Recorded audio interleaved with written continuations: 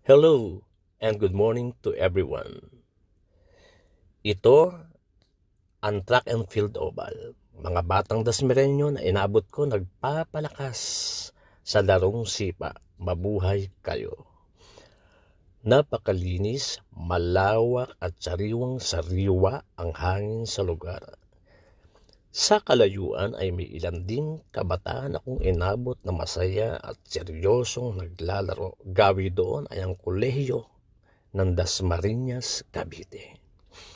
Kolehiyo ng lungsod kung saan libre o walang bayad ang mga kabataan na tumatakbo sa ilalim ng kolehiyong pamprofesionalismo na naging proyekto sa ilalim ng pamumuno ng mag-asawang Congressman Elpidio Barzaga at Mayora Jenny Barzaga.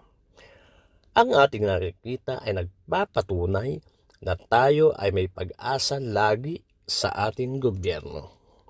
Lalo na at kung ang iyong ibinoto ay naging karapat-dapat sa nabanggit na posisyon. Paki-like and share naman para sa karagdagang kaalaman ng pangkalahatan. God bless and thanks for watching.